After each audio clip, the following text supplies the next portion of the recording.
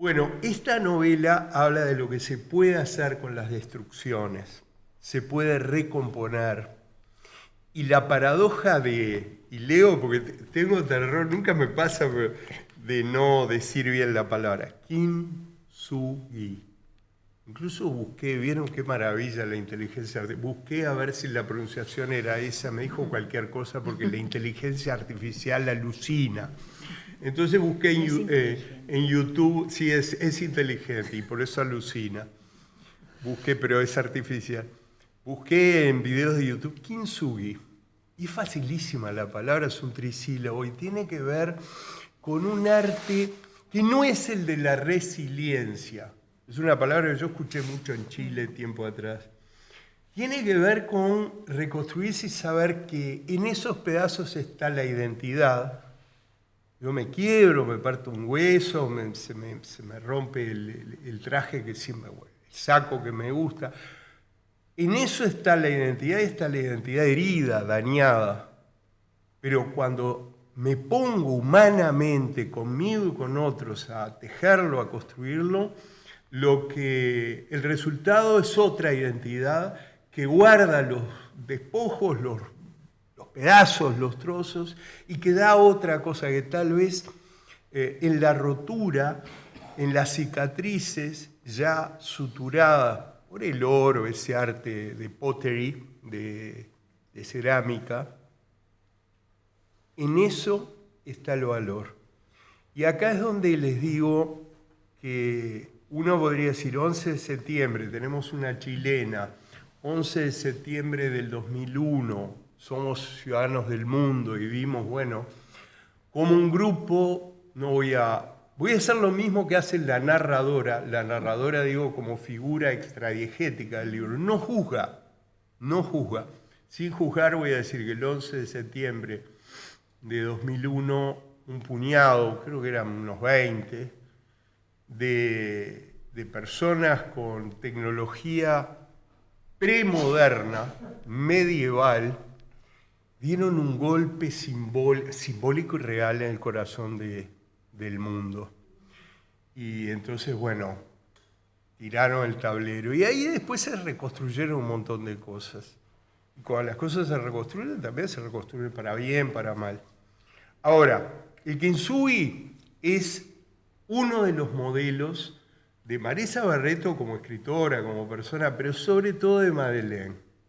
Y acá un poco más técnicamente.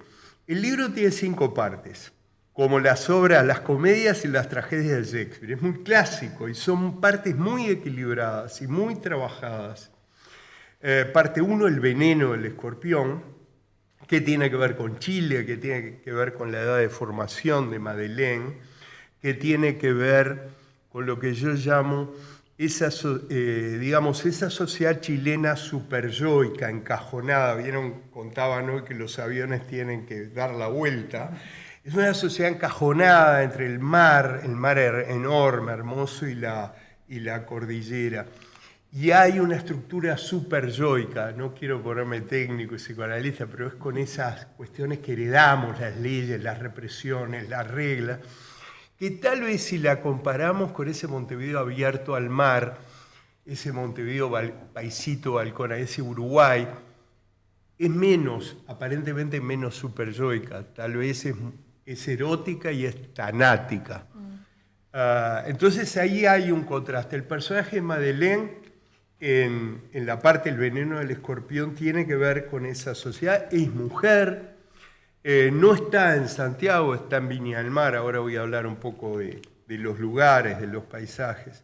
La parte 2 ya nos propone soluciones, ya nos propone reconstrucciones de la identidad, que no son restauraciones. El kintsugi no es restauración, es crear otra cosa a partir de los pedazos, manteniendo la identidad y proyectándola. Ya en la segunda parte vamos a eso.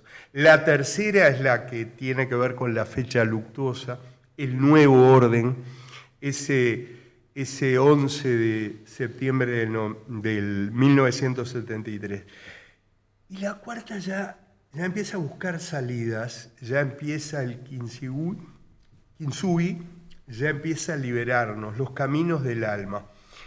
Y para un uruguayo es hermosísimo que la última parte se llame Montevideo, el viaje definitivo. Entonces son 5 partes muy equilibradas a la manera de las tragedias o las comedias clásicas, pero a su vez Madeleine es un personaje de ficción. Por supuesto que tiene mucho de la autora, supongo yo, pero yo les quiero decir que la voz narradora que construye Marisa Barreto es la de un narrador extradiegético. Empezamos así, Gerard Genet, extradiegético, intradiegético, grados de sabiduría, la gente se empieza a ir y no queremos que nadie se vaya antes de probar el vino y sobre todo el libro. La diégesis en griego es la historia, esta es la diégesis, el plano de la historia. Es Madeleine, mujer, en Chile, con esa estructura social, cultural, superyoica, un poco represora, donde está la obligación, el deber ser, el deber hacer de la mujer, el mandato del hombre. Esa es la historia, y ahí se va creando el personaje. Hay un gran diseño de personaje, pero Madeleine no es Maritza, tiene elementos de Maritza. Y acá voy a relacionar con alguien que yo admiro, no hablé con Maritza de esto, que siempre se reputa como autoficción y que sigue de moda y es un escritor extremadamente valioso, chileno, que es Bolaño. Bueno, se ha hablado a partir de última etapa de los 90 y estas 2 décadas que siguieron, décadas y media, de la autoficción. Está muy de moda hablar de escrituras del yo, la autoficción, jugar con el alter ego. Yo les digo, no veo la autoficción acá en ese sentido. Bolaño lo hace muy bien. Yo creo que Marisa lo que hace es, como autora, construye una voz narrativa extradiegética, es decir, un narrador omnisciente. Pero este narrador omnisciente que sabe lo que está pasando, está focalizado, esto lo dice Genet, focalizado, el narrador focaliza en Madeleine, pero no habla en primera persona y no juzga. Uno cree que juzga. Cuando lees la novela por segunda y tercera vez, y créanme que resiste varias lecturas y encontrás más cosas, te das cuenta que la voz narradora, que es algo del texto, no es la autora, es la voz narradora construida en tercera persona por el texto, no juzga. Por lo tanto, uno estima, Marisa Barreto no está juzgando, está proponiéndonos una escucha como la escucha psicoanalítica, que uno no juzga, y cuando ella no juzga, nos transmite lo que escucha. Y saben la gran trampa que nos hace esta querida amiga, nos hace juzgar a nosotros como lectores. Y ahí cada uno va a juzgar diferente. Ahí cada uno va a decir, una como mujer va a decir, wow, esta Madeleine, orgullosa de sus hijos. Los hijos, dicen una parte, son los únicos amores no perecederos o sin fecha de vencimiento. Y es verdad, porque, uno puede estar toda la vida con cierta pareja, 20, 30, 40 años, pero va cambiando. Los hijos siempre, como decía Nassim Quimet, son los hijos del tiempo, pero uno los quiere para sí. Madeleine es una madre muy conservadora, muy tradicional, como todas las madres que hubo desde hace 300.000 años en la especie Homo sapiens. En ese sentido, pero además es una madre que salió del mandato superyoico. La voz narrativa no la juzga. Lo que hace la voz narrativa es proponernos los hechos y entonces empatizamos, una como mujer, uno como hombre. Uy, bien Madeleine, bien por entender que los hijos son eso, bien por salir del mandato, etc. Quería plantear esto porque tiene elementos biográficos, pero no es una escritura del yo o de autoficción. En ese sentido es una novela transparente, realista. Acá no hay mariposas amarillas, Mauricio Babilonia, ni subidas a los cielos. Lo que pasa es que la realidad chilena, la realidad sudamericana de la época, es increíble las cosas que pasan, es absurdo, las cuestiones de corrupción. Ya no los micromachismos de los que se habla hoy, sino los macromachismos. Entonces, te invita a hacer una escucha y es uno como lector que termina juzgando. Quiero decir que esto es un viaje, es la novela de un viaje y el viaje es interior. No crean que es de Viña del Mar a Montevideo y es una travesía interior a través de distintas etapas de kintsugi, de reconstrucción.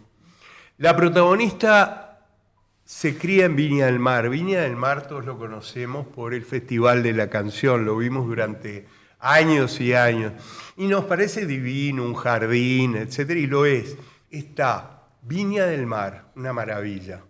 El mar, el balneario. Está Valpo, Valparaíso. Le dicen Valpo. Valparaíso es una ciudad prostibularia, portuaria, ganada al llano. Bueno, ciudad de poetas y de cuestiones prostibularias de otra época. Valparaíso, Viña y un lugar muy cuico, muy pituco, que es Reñaca. Y es muy importante, no es que aparezca, es muy importante entender que Viña es como un vergel, es un jardín, y está todo ordenado, y la protagonista se cría ahí, tiene un mandato de obediencia como mujer, al padre, a la familia, al marido. Y ese mandato se empieza a resquebrajar por el mandato mismo, por la corrupción, por las mentiras, por el desfasaje. Entonces Madeleine no es una feminista, sino es una Simone de Beauvoir redivida. Madeleine va viendo su propia vida a través de su familia, de sus hijos, de sus relaciones, y se va recomponiendo. Entonces, el viaje, la travesía es desde esa viña del Festival de la Canción, de esos lugares tan hermosos de Chile, pero ese Chile encajonado, ese Chile de los aviones tienen que dar vuelta, a una vida que está ansiando un lugar, bueno, más abierto. No digo una penillanura como Uruguay, no es el ideal ni la utopía, pero ella se lo va construyendo, esta Madeleine se lo va construyendo. Pero acá no solo aparece esta travesía, aparece en la cultura de los psicotrópicos, de las drogas, la cultura hippie, el LSD, las drogas de diseño y las drogas de manipulación que empiezan en los años 70, empiezan antes, pero digamos tienen un auge. Empieza todos esos cambios que tenían que ver con la paz y amor y tenían que ver con el palo y el odio. Y entonces ella muestra el mundo. No es una novela para nada localista, ni por Uruguay ni por Chile. Es una novela que se puede entender desde la mirada de la Beat Generation, de lo que pasó en los años 70, 80, 90. Por otro lado, hay un cuidado en este personaje, en la construcción de este personaje y sus relaciones. Este personaje no es una heroína, una heroína de la quiebra, de la autodestrucción, como siempre cito a Madame Bovary, que es mi preferida ficcionalmente. Tampoco es Alicia, del otro lado del diván, tampoco es como un jugueteo un poco irónico.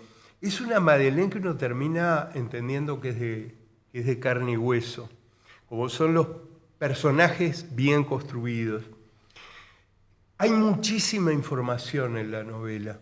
Cuando digo que hay muchísima información, no es un libro de investigación, pero sin duda Marisa Barreto investigó muchísimo para quedarse con una parte y no someternos a capítulos y capítulos de información, sino darnos el toque. Por eso las adendas.